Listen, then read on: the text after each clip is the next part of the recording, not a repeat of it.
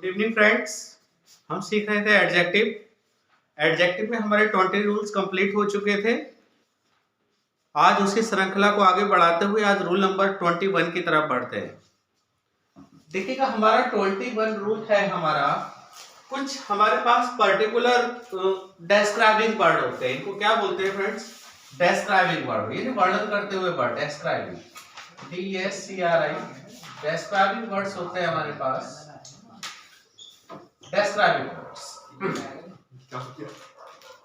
डेस्क्राइबिंग word होते हैं हमारे afraid, alone, upset, asleep, aloof,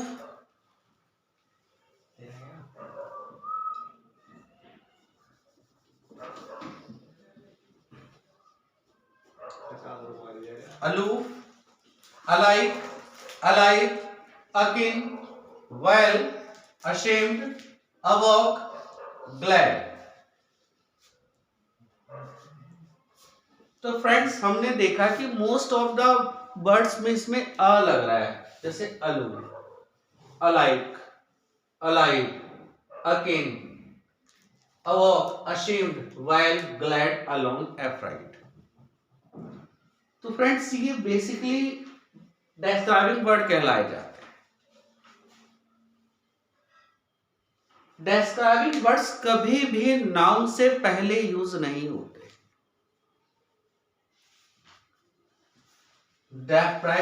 डेस्क्राइबिंग words होते हैं कभी भी नेवर यूज्ड बिफोर नाउन। पहला पॉइंट कि ये वर्ड जो है कभी भी वर्ब से पहले, नाउन से पहले यूज नहीं होंगे। दूसरी बात है कि यहां पर सेंटेंस में नाउन आ रहा है, और यदि यहां पर नाउन के बाद ये वर्ड आ गया तो ये वर्ड नाउन से पहले यूज नहीं होंगे। दूसरी बात आती है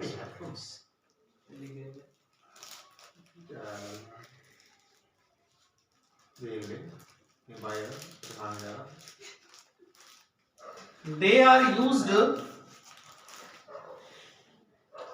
after the verb। इनका प्रयोग बेसिकली वर्ब के बाद किया जाता है, या तो ये वर्ब के बाद यूज होंगे, वर्ब के बाद ही यूज होते हैं, नाउन से पहले यूज नहीं होते। फ्रेंड्स, याद रखना है कि वर्ब के बाद ये शब्द आएंगे, नाउन से पहले कभी नहीं आते। वर्ब आपकी helping verb is, am, are, was, were, can, could, would, should, may, might, या फिर प्ले, रीड, वॉश, या कोई सी भी आपकी प्रिंसिपल पार्टिसिपल की कोई सी भी वर्ब आ जाती है, या फिर लिंकिंग वर्ब आ जाती है, मॉडल एक्सलरीज वर्ब आ जाती है, कैसी भी वर्ब आए तो फ्रेंड्स वर्ब के बाद इनका यूज होता है। डेस्क्राइबिंग वर्ड्स का यूज वर्ब के बाद किया जाता है, नाउन से पहले कभी नहीं होता है। देखिए फ्रेंड्स, आइएगा एग्जाम्पल के माध्यम से समझते हैं।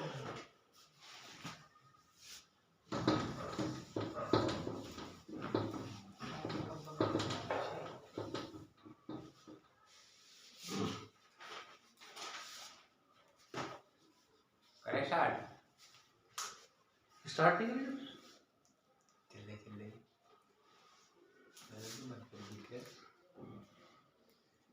Alone, Mukesh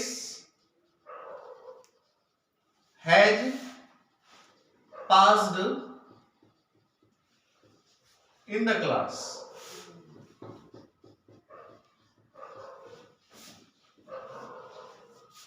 Alone has Mukesh passed in the class 1, 2, 3, no error।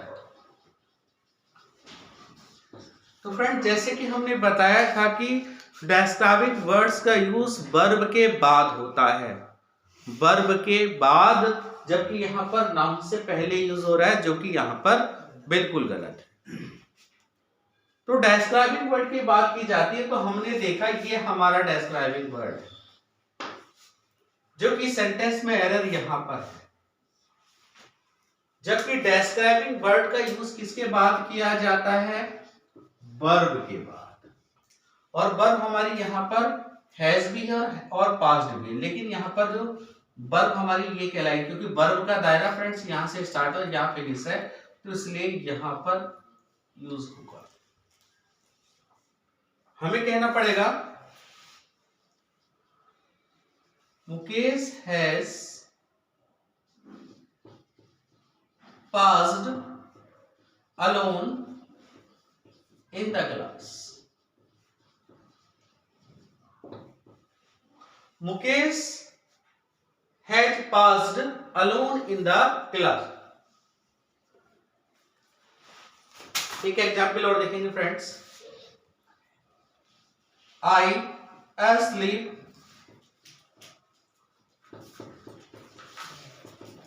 found him. तो देखें फ्रेंड्स, यहां पर भी सेंटेंस में मिस्टेक है। यहां पर अगर सुधार किया जाएगा तो होगा I found him asleep.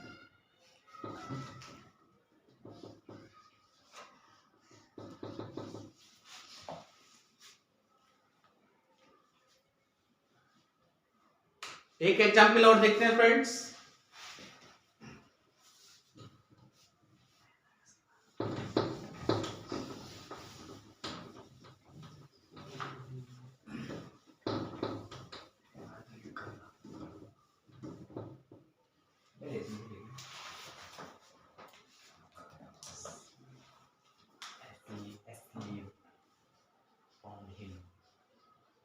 He had played cricket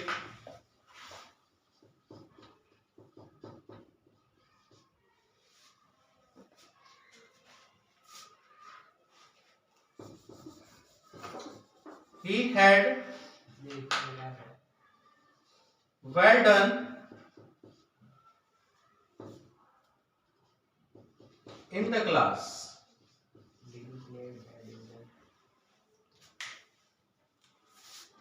One, two, three, no error. तो फ्रेंड्स यहां पर आप सोचेंगे कि हेड के बाद वेल आ रहा है, लेकिन फ्रेंड्स यहां पर जो मेन वर्ब है हमारी डन कहलाई जाएगी। यानी मिस्टेक जो होगी हमारी सेकंड वाले पार्ट में होगी। हमें क्या कहना पड़ेगा? He had done well, क्योंकि इनका प्रयोग वर्ब के बाद किया जाता है। He had done well in the class.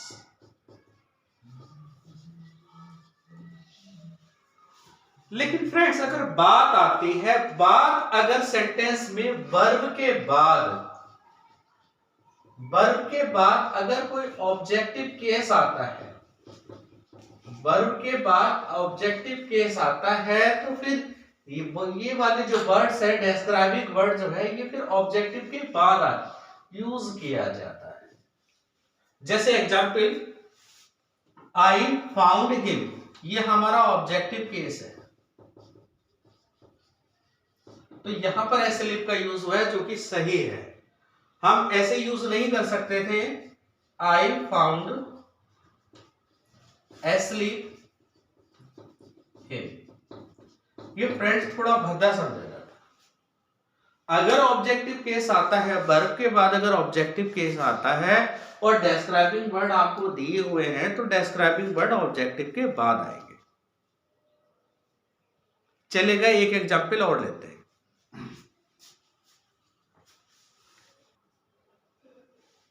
I found a dog asleep.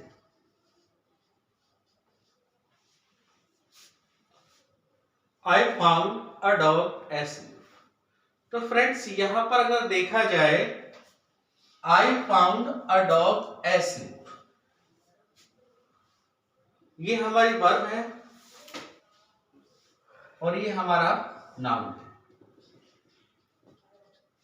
अगर यहां ऑब्जेक्टिव केस होता तब यहां पर एस्लीप का यूज यहां ठीक होता, लेकिन यहां ऑब्जेक्टिव केस नहीं, तो फ्रेंड्स हमें कहना पड़ेगा I found asleep order. I hope कि पॉइंट आपको क्लियर हुआ होगा। चलेगा, बढ़ता अपने 20 नंबर रूल्स की तरफ, 20 नंबर 1 की तरफ। फ्रेंड्स, रूल नंबर 22 है हमारा, कुछ एडजेक्टिव ऐसी होती है जिनका प्रयोग या तो कंपैरेटिव में होता है या फिर आपका सुपरलेटिव में होता है।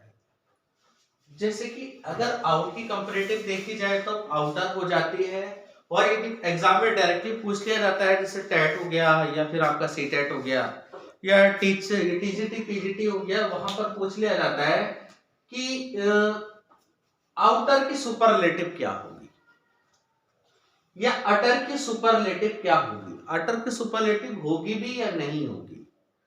तो फ्रेंड्स, एग्जाम में डायरेक्टली पूछ लिया जाता है, या फिर एसएससी या और वेरियस एग्जाम में यहाँ पर सुपरलेटिव को कंफ्यूज करके क्वेश्चन दे दिया जाता है कि अटर ये कुछ होते हैं हमारे, आउटर हो गया, अटर हो गया और आपका अपर हो गया या फिर इनर हो गया, इनकी सुपरलेटिव किस तरीके से बनाई जाती है। सुपरलेटिव यहां से क्वेश्चन बनता है फ्रेंड्स। अटर की अगर पूछी जाए तो यहां पर सफिक्स लगा दिया जाता है अटर मोस्ट,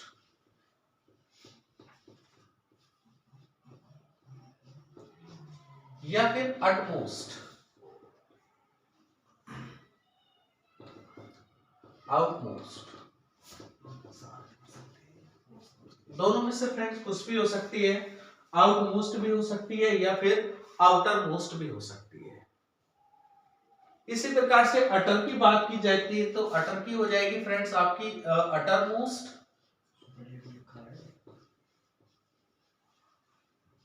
या फिर अटमोस्ट।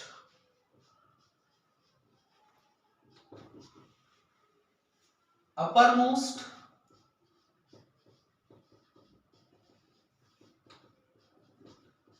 या अपमोस्ट। नेक्स्ट है इनमोस्ट हो जाएगी फ्रेंड्स, इनर मोस्ट या इनमोस्ट। इनमोस्ट देखिएगा फ्रेंड्स, एग्जांपल के माध्यम से सिंपल ही है, वेरी सिंपल है। कभी डायरेक्टली पूछा what is the comparative degree of uttermost, तो अटरमोस्ट तो कंपैरेटिव है, लेकिन अगर सुपरलेटिव पूछ लिया जाए कि अटरमोस्ट की सुपरलेटिव क्या होगी तो इसकी हो जाएगी अटर हो जाएगी। अटमोस्ट की पूछ लिया तो मोर अटमोस्ट नहीं होगी, क्या हो जाएगी, केवल अटर हो जाएगी। ऐसे एक दूसरे का विपरीत करके पूछ लिया जाता है। देखिएगा, this is the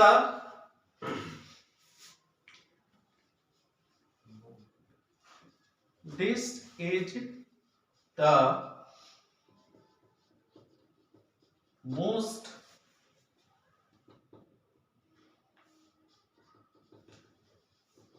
inner problem that I gave to that I said to you. 1, 2, 3, no error. This is the most inner problem that I said to you. तो फ्रेंड्स, अगर बात की जाए तो क्या हमारा मोस्ट इनर होता है सुपरलेटिव में? आपका जवाब होगा कि नहीं, ऐसा नहीं होता। आप इनर मोस्ट कर सकते हैं या फिर इन मोस्ट करेंगे। तो फ्रेंड्स, जो मिस्टेक है हमारी किस में हो जाएगी, वो हमारे पार्ट नंबर 2 में हो जाएगी। हमें कहना पड़ेगा इन मोस्ट या फिर inner most.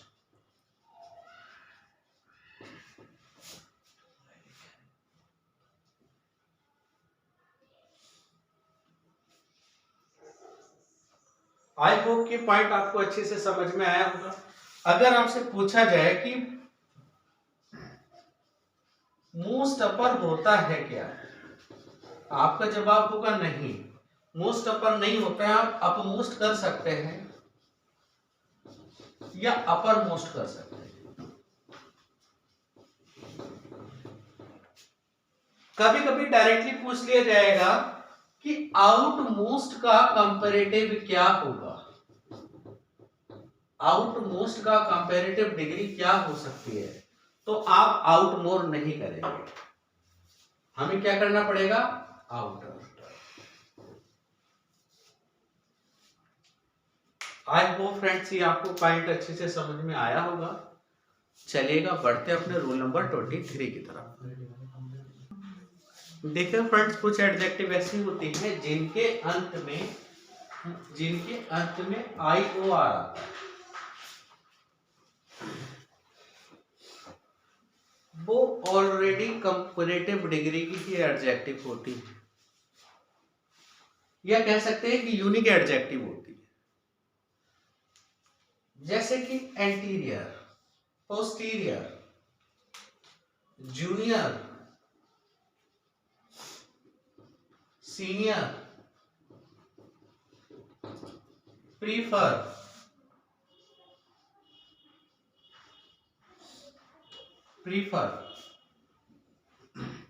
Ulterior,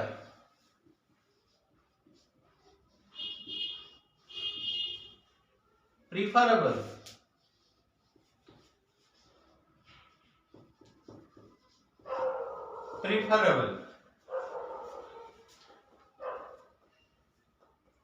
superior,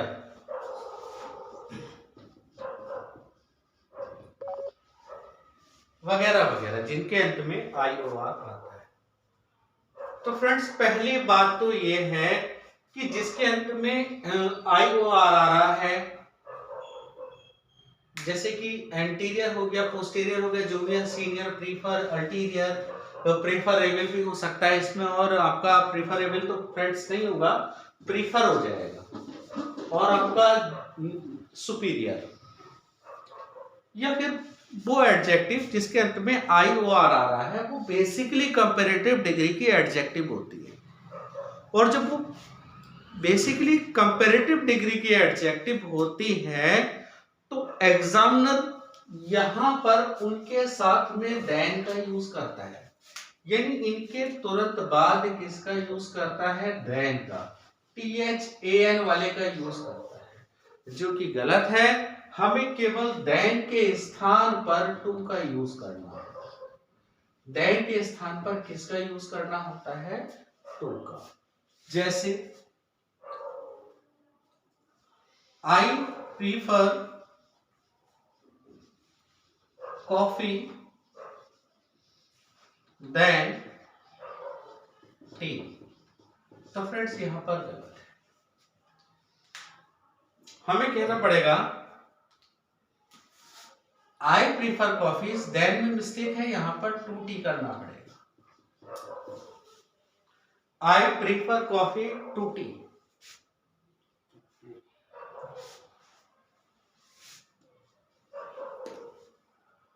Rohit is not junior than I. 1, 2, 3 और यहां पर नो एरर।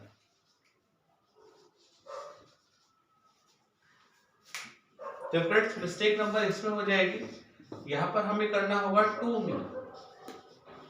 बात आती है फिर मी क्यों आता है, फ्रेंड्स हमने प्रपोजिशन में पढ़ा था, सॉरी प्रोनाउन में, कि प्रपोजिशन के बाद ऑब्जेक्टिव केस का यूज होता है, सब्जेक्टिव केस का यूज नहीं होता है, इसलिए फ्रेंड्स यहां पर टू के बाद मी का यूज किया गया है।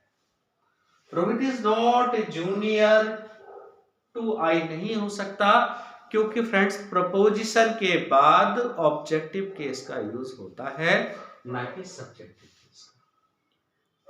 इसी में थोड़ा सा आगे बढ़ते हैं, क्या इनकी सुपरलेटिव डिग्री बनाई जा सकती है?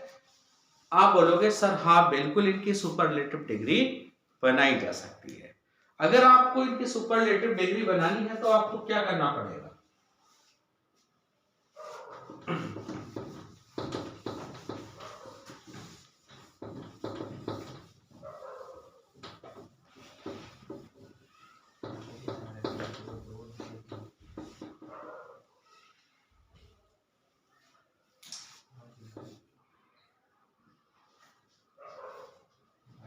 This is the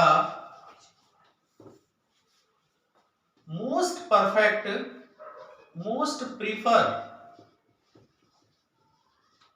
book to me.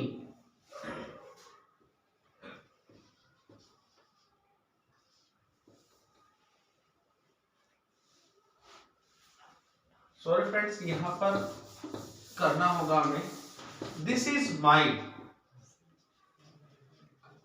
This is my